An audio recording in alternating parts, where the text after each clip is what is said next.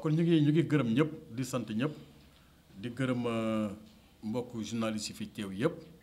seen mobilisation tey nu ngeen ñëwee ci conférence presse wane na ni cofeel bi ngeen am ci football bi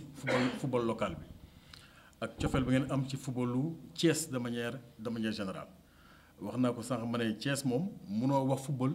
ci Sénégal te tuddoo Thiès loo xam ne sa histoire la d'abord ci histoire ci football Sénégal xam nga bu ñu nee histoire wax légende football rek. bu ñu nee Bouba Diakhao dans le football national rek ça veut tout dire ça fait plus de 50 ans 60 ans après on parle encore toujours de Bouba Diakhao xam loolu moo lay wan déjà légende bi am Thiès bu ñu waxee Thiès ci football ñun ñi ñëpp nekk gone daan dégg raay daan football ak équipe bu mel ni xam man fa laa bokk muy Jaraaf mu nekkoon les plus grands derby au niveau du Sénégal donc tey jii Thiès mënul ñàkk am cër mënul ñàkk am taxawaay ci football bi te nag boo xoolee. li nga xam ne mooy Ligue 1 ak Ligue 2 wane na ko soo xoolee Ligue 2 bi fukki équipe ak ñeent ñoo fa nekk si fukki ak ñeent yëpp juróom-benn yëpp région de Thiès lañ nekk maanaam parce que xaaj bi xam nga xaaj boo xam ne yëpp si benn région la nekk loolu moo lay wan dynamisme bi nga xam ni club bi am nañ ko volonté bi club bi am nañ ko cofeel bu ñu bëgg ak si football ak bëgg-bëgg bu ñu bëgg football. boo demee Ligue 1 tamit am na fa ñetti équipe yu nekk au niveau de la ligue professionnelle. donc loolu moo lay wan Thiès mënul ñàkk am place ci football au niveau national li koy wane aussi mooy suñu teewaay seen teewaay tey yéen ñi ñëpp ñu leen ci gërëm di leen ci sant lu bari di wax ni li ñu def ni conférence de presse bi gis-gis bu bees la au niveau de la ligue parce que dañoo seetlu ni football bi mu ngi dox mais am na si ñoo xam ne xëy na football équipe nationale bi mooy lëndëmal maanaam football local bi. te yenn saa yi ñun suñu conférence presse yi organisé Dakar dama naan seen mbokku journalistes yi ma leen faites attention xam nga souvent am na si journalistes yoo xam ne c'est des journalistes souvent qui sont spécialisés dans la politique ñii économie ñii environnement mais ci Coupe d'Afrique bi dañoo seetloon ni ku ci def commentaire rek da nga naan football local bi doxul mais football équipe nationale mu ngi dox mais loolu damay wax gars yi ne leen loolu du wax parce que football local bi doxul mais équipe nationale mu ngi dox loolu xel du ko mën a nangu ndax tey jii. keroog ñu ciy waxtaanee ma ne leen football local bi moo dox parce que équipe nationale bu doxee parce que local bi dafa dox en amont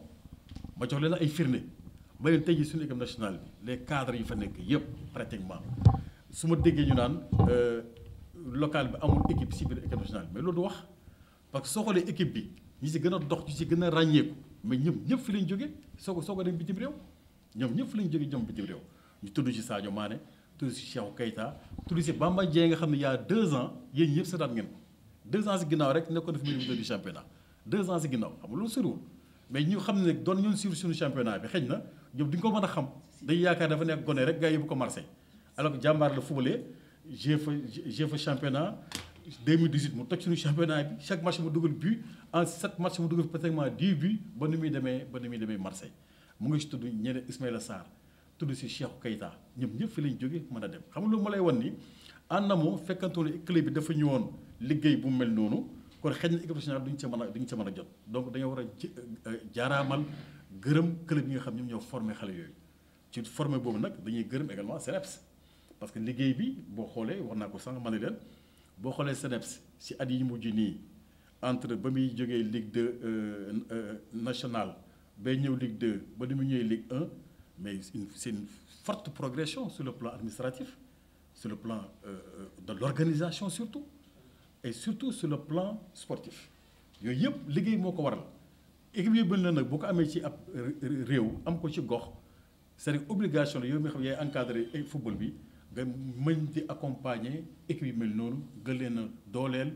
gën leen a faydaal gën leen a jox seen wàccuwaay loolu moo waral justement conférence de presse yi ñu def nii pour toujours identifier les grands matchs au niveau du championnat def nañ ko à Saint-Louis def nañ ko à Ziguinchor def nañ ko Diambar tey ñu ngi Thiès et je disais tout à l'heure à mon ami Diallo ma ne ko dina fi ñëwaat parce que su ma gisee tey ji mobilisation bi dalay wan ni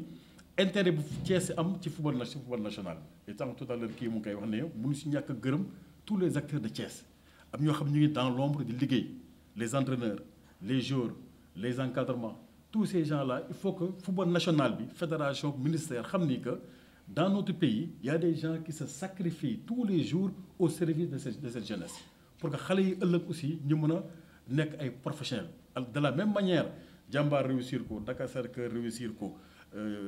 Génération Foot réussir ko mën a yóbbu ay Ismaïla Sarr ay ñoom Bamba Dieng Sadio Mané que Sénégal aussi mën a def la même chose et maa ngi ko doon sànq Fallou ma ne ko Sénégal mu ngi ci yoon boobu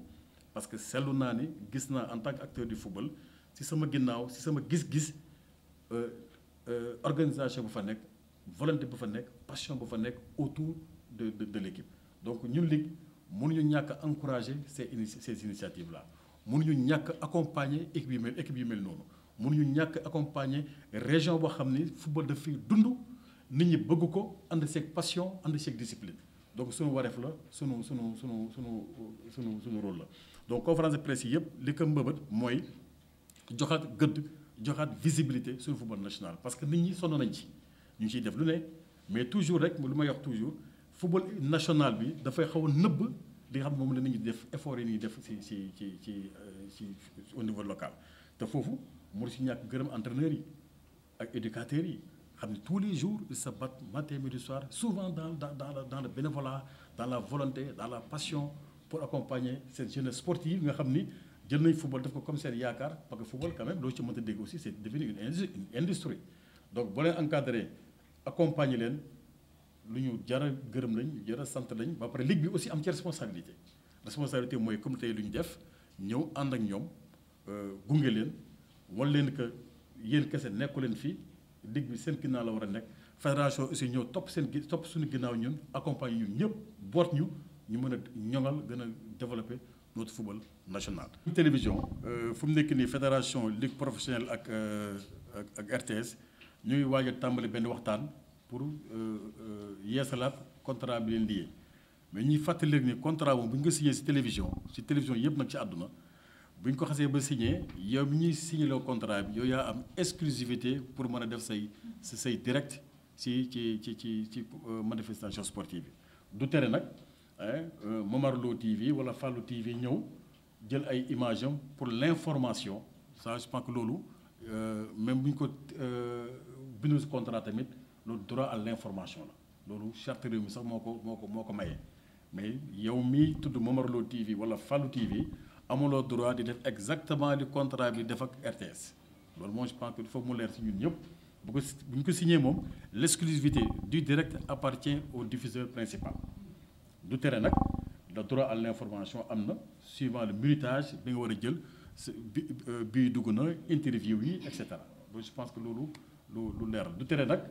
bu ñu ñëwee ba signé contrat bi détail contrat bi yëpp club yëpp dinañ ko xam bu ñu ñëwee ba xam ne signé nañ contrat bi ñu ne fenêtre yi moo possible li mu ci possible loolu bu ko defee comme ni ñu def tey jii rek ñëw partagé ak ñëpp ku ci nekk am si les mêmes niveaux d'information.